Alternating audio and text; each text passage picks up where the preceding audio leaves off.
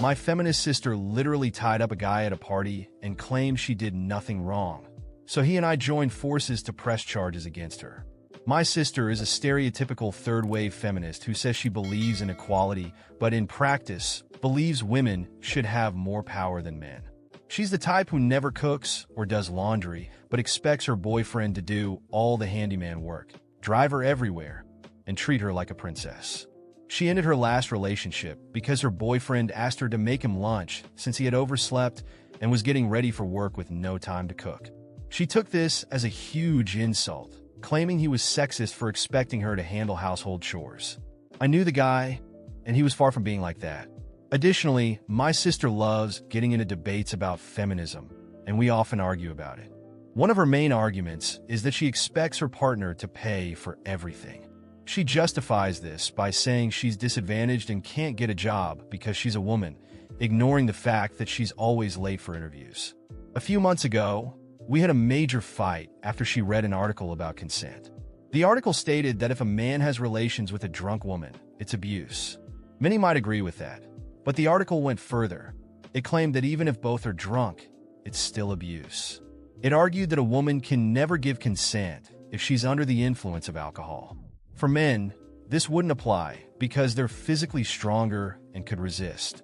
I thought this was exaggerated, but my sister thought the article was perfect, which led to a heated argument.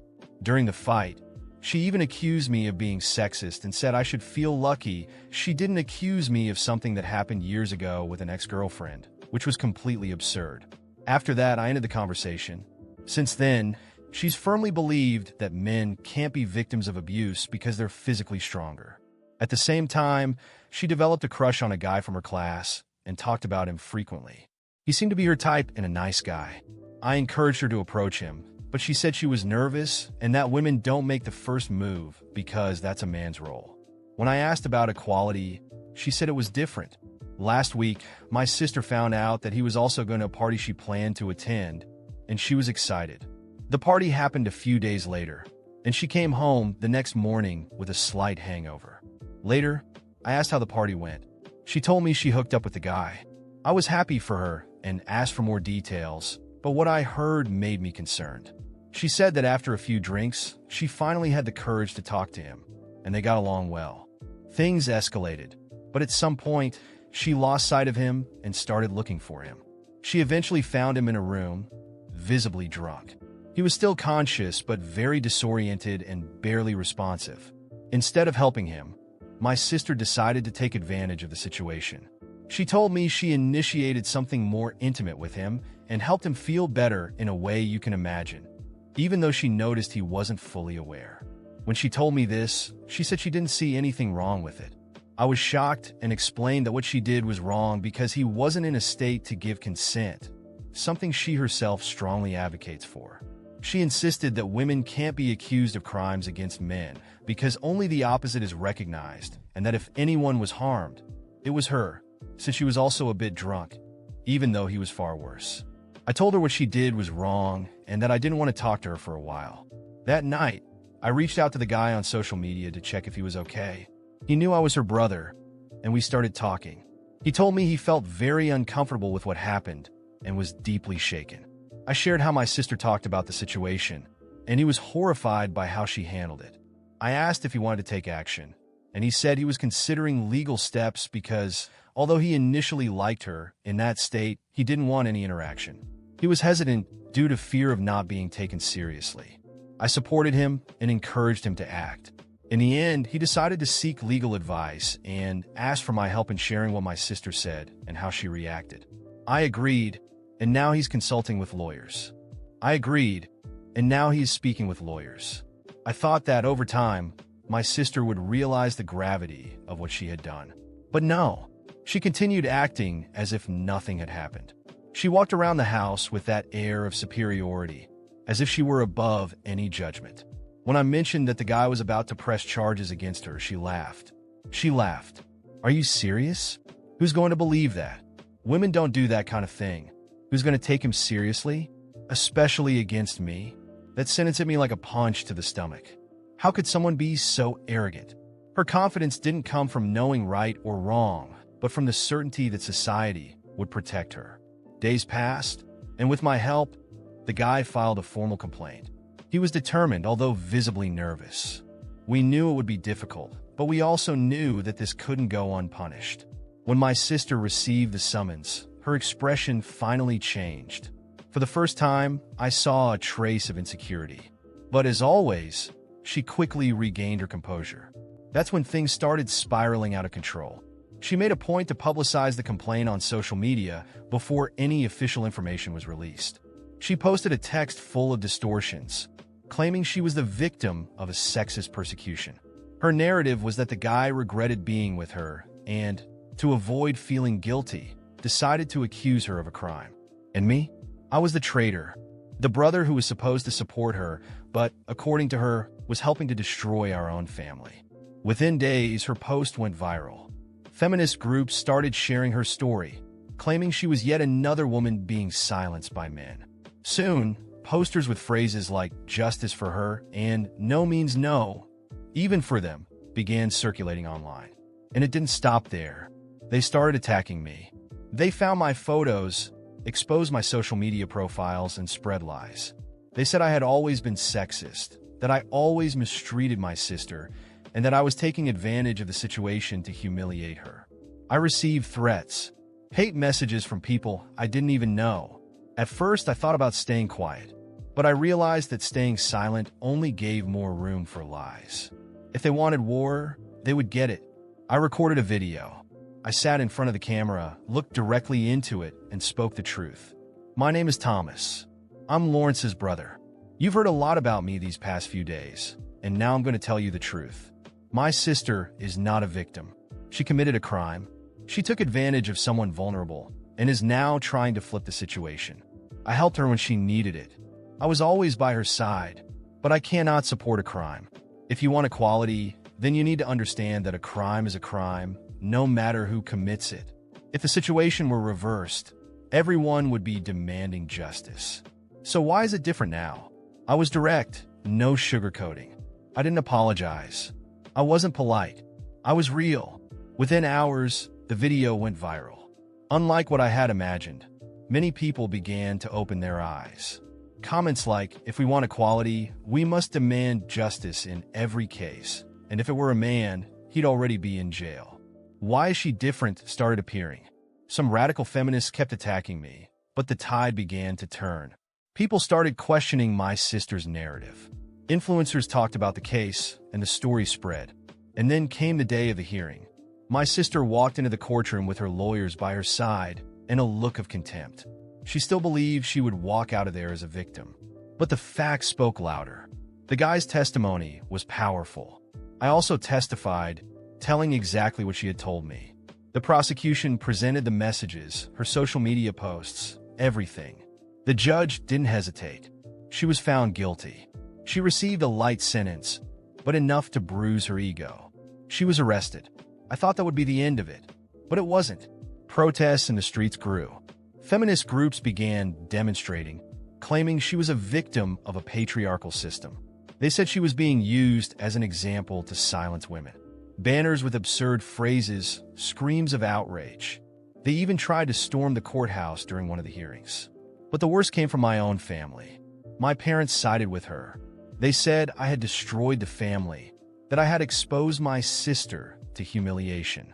My mother cried, saying I had ruined her daughter's life.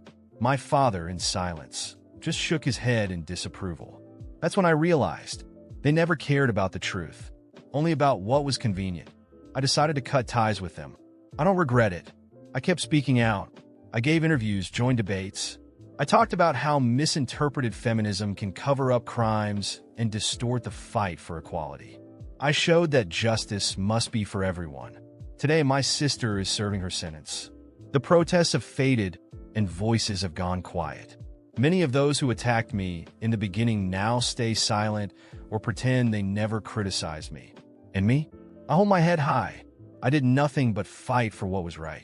If they want equality, they must embrace it fully. Justice has no gender. After everything that happened, I feel like I need to express everything I think. It's not easy to talk about this, especially because it involves my own family. my sister Lawrence has always been very vocal about feminist issues. And let me be clear, I have never been against the fight for equality. I truly believe that men and women should have the same rights, the same opportunities, and be equally respected. The problem starts when that fight becomes distorted, when the pursuit of equality turns into an excuse to justify selfish, abusive, and even criminal behavior.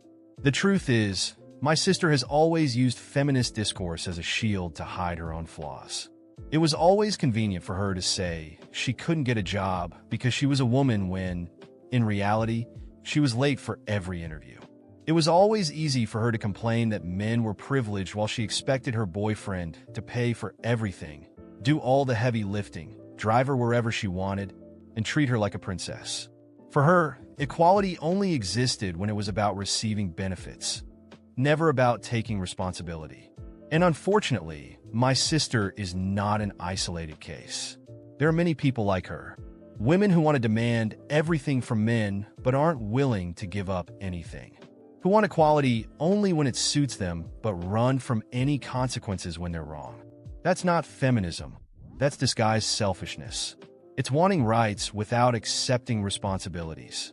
Lawrence always had ready-made speeches about female empowerment, but in practice, her actions were contradictory. She claimed that women should be independent, but never made an effort to be. She always expected the men around her to do everything for her. She never cooked, never cleaned up her own mess, but demanded that her boyfriend fix any problem in the house, drive her wherever she wanted, and pay all the bills.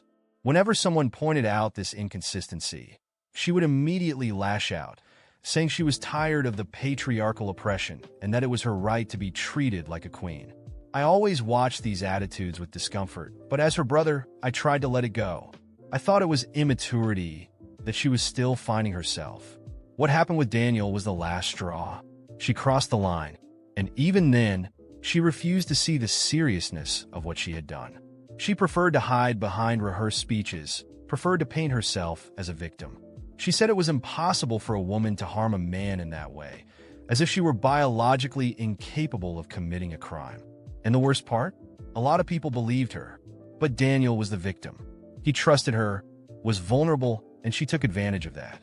And I don't regret helping him for even a second, because what happened to him was real, it was serious, and it needed to be taken seriously. It didn't matter who the aggressor or the victim was. What mattered was the truth. And the truth is that he suffered at the hands of my own sister. People called me a traitor, said I destroyed my family. But you know what would have been betrayal? Staying silent, turning a blind eye to what happened, just because it was my sister who did it. Blindly supporting someone who committed a crime just because we share the same blood. That would be betraying my principles, my integrity. I chose to stay true to what I believe. I believe in justice, above all, and justice must be equal for everyone. If it had been Daniel who did this to my sister, he would have been behind bars from day one. And no one would be protesting to defend him. No one would be making excuses for him, saying he didn't mean it. So why should it be any different for her? I know a lot of people still defend my sister, thinking she was wronged. I can't change everyone's mind, and I don't want to. But I can speak my truth. I can show that there is indeed a double standard when it comes to justice between men and women. That, many times, men are discredited, silenced, while women are protected at all costs, even when they are wrong. I'm not saying all women are like this. I'm not saying feminism is something bad. The problem is when this fair and necessary fight is hijacked by people who only want personal gain. When it's used as an excuse for abuse, for humiliation, to commit crimes and walk away unpunished. I hope that one day my sister reflects on all of this, that she realizes no one is above consequences. Maybe that day will never come. Maybe she will continue to play the victim for the rest of her life. But I know I did what was right. And that's enough for me. Life goes on. Daniel is now trying to rebuild his life, and I truly hope he succeeds. He didn't deserve to go through this. And if my sister was punished, it's because she chose that path. She had every chance to act differently, to behave with respect, but she preferred to believe she was above everything. I have no regrets. If I could go back in time, I would do it all again. Because justice has no gender. Because being a man doesn't mean you have to stay silent. And being a woman doesn't give you a free pass to do whatever you want. That's my opinion, and I will keep defending it. Because if equality is what everyone wants, then let it be complete. Justice for all.